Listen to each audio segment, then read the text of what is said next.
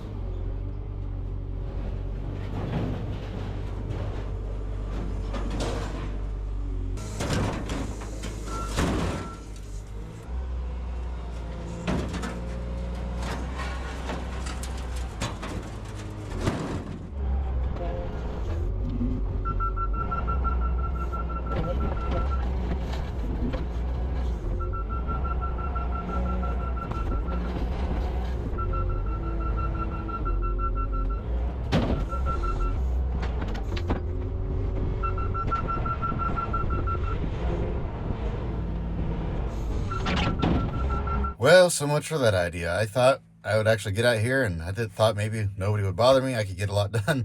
But as you could probably tell from the video, I am struggling to pick this stuff up. The hydraulics on this loader, I hit the lever and nothing happens for a fraction of a second, and then all of a sudden it takes off 90 miles an hour. So I let go of the lever and it just keeps going. And then on top of that, the brakes are not working on this thing. I have to push them all the way to the floor, and even then, if I'm in first gear, it'll keep going.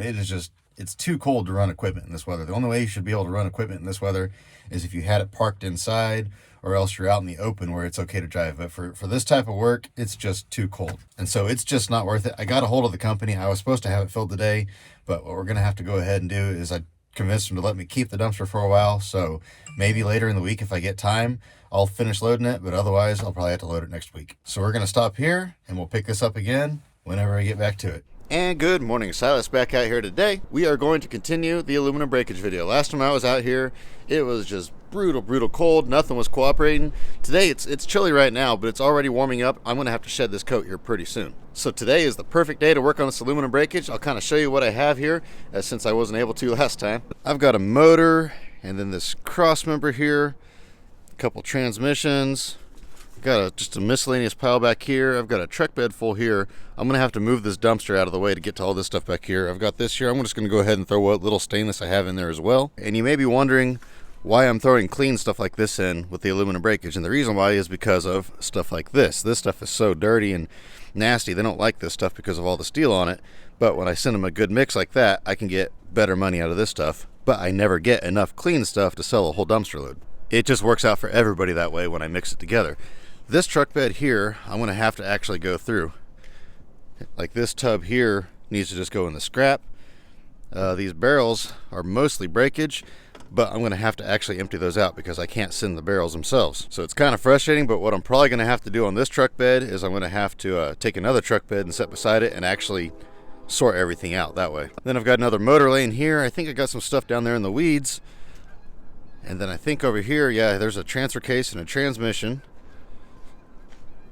There's a couple motors there. And I think somewhere down here, ooh, I got another car in. On a truck. This Dodge truck wasn't here either. Huh, those are new arrivals. We'll have to look through those later. Yeah, there's a truck bed right there that's full of breakage. And I think over here, yeah, there's a little bit of breakage over here. Now this is mostly clean stuff here, and most of this is actually stainless. Probably won't mess with that, but depending on how much room I have left, I may come back here. There's a bunch of just miscellaneous stuff scattered back up in here. There's a transmission there and just odds and ends junk scattered through here. Like I say, if the dumpster's getting pretty full, I probably won't mess with this stuff. I do have this big sign up here and then this sign over here. I do want to go ahead and get rid of those. I'll put those up on top of the dumpster to hold everything down. Here's another transmission here, and then there's a little bit of breakage scattered around up there. So like I say, I just got to go around, gather it all up. I'll probably just grab a truck bed and drive around to all these small piles like this, throw everything in the truck bed, and when it's full, I'll take it over there, dump it in the dumpster. I was hoping I would have some help today, but no such luck, so I guess it's just yours truly. Oh, I forgot I've got this stuff here as well. I believe these are stainless here, but they're just so awkward and hard to handle. I don't really like these things. I haven't gotten these in a long time. I think these are the last ones I have, but I want to go ahead and get rid of those. So, as you looked around kind of what I had here, let me know in the comments right now what you think all this stuff's going to be worth roughly. I won't hold you to it. But just for fun, guess in the comments how much weight and how much money you think is going to be in that dumpster back there. Just for reference, right now we're getting 20 cents a pound.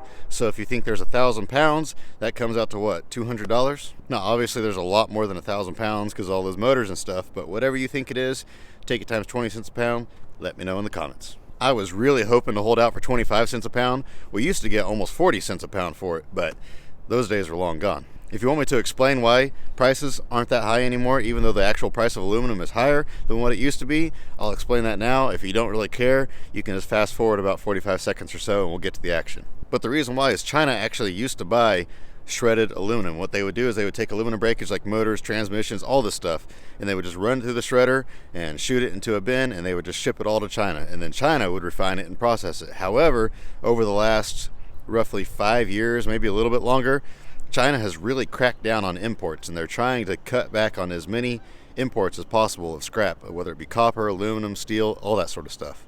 So when people say, oh, you're just crushing those cars and shipping them to China, actually very little of this steel actually goes to China. Once upon a time, back in the cash for clunkers days, yes, stuff did go to China, but China, cash for clunkers, all that stuff has very little impact on today's market. But anyway, since they don't buy that type of aluminum, now it has to go to other markets, and other markets are more picky on the quality of the product, and especially the American market, and so they actually have to do more they have to do more labor and more machines and more specialties to refine the breakage after they shred it, and so it cuts into the cost, and so that's why breakage is worth a lot less now than what it used to be.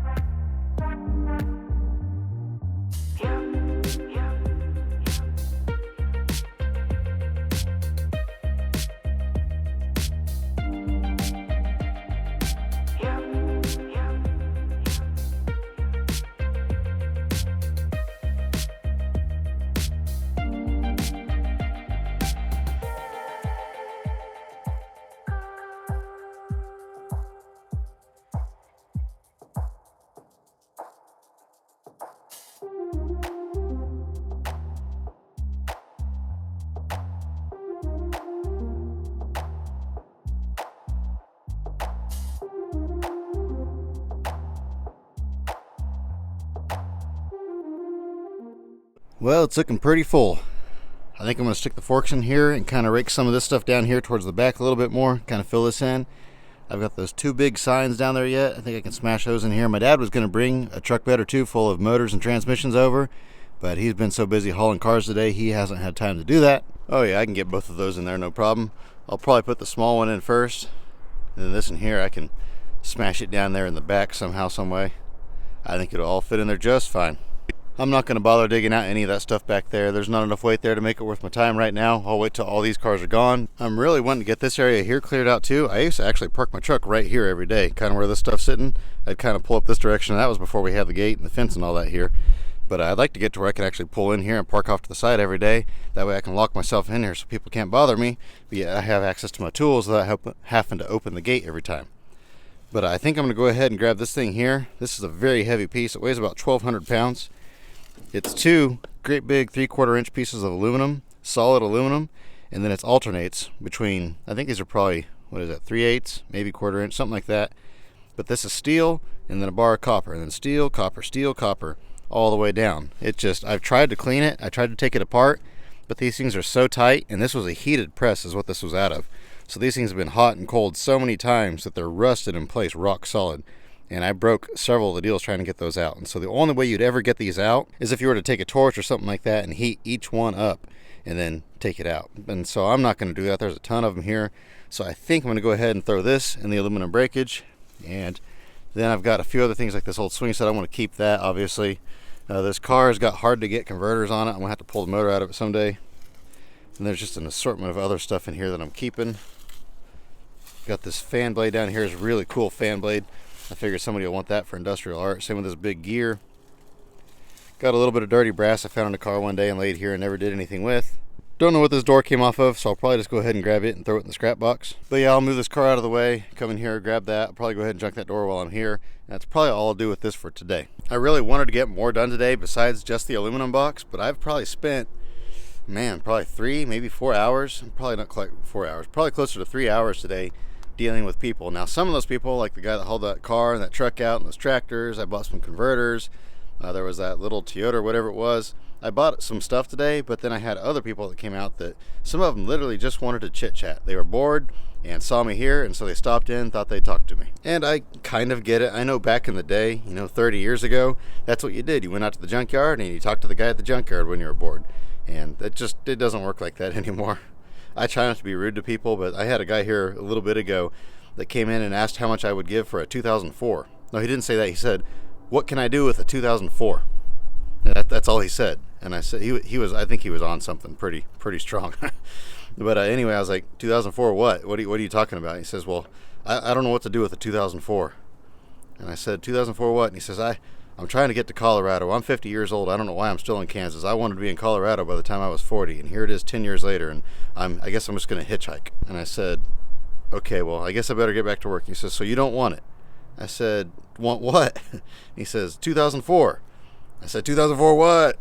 And he finally said, 2004 Chrysler. How much you give me for it? And I said, man, without seeing it, I needed to make sure it's complete, see what wheels are on it, all that sort of stuff. I'd probably give you $300 for it, $250, $300, somewhere in that range. And he said, oh no, I just put 6 brand new tires on it. And I said, 6 brand new tires on a Chrysler? He says, yeah, I just put them on there probably a week ago. And so at this point in time, it's obvious the guy is just tripping out of his mind and has no clue what he's even talking about. So I was like, yeah, I don't know. You can sell it to somebody else. That's fine. I'm not too interested in it, but I better go. So I'll see you later. And instead of leaving, he goes like this with his water bottle. He says, hey, can you hold my water bottle? I need to smoke a cigarette. I can't light a cigarette and hold a water bottle at the same time. And so I grabbed his water bottle. I thought, this is my opportunity. I started walking out the gate to try to get him outside the gate with his water bottle. He lights a cigarette, grabs his water bottle, and he starts telling me his whole life story. And it just kept going on and on and on. Long story short, it took me about 20 minutes to get him off the property. And so things like that, 20 minutes may not seem like a lot, but when something weird like that happens 4 times in a day, boom, there goes a whole bunch of time. But anyway, I'm going to go ahead and dig out that thing, dig out those 2 signs, throw them in the box. I won't know what this weighs until probably tomorrow, maybe even the next day. I don't know when they can pick this up. So this is your last chance to guess what you think weight-wise is in this dumpster.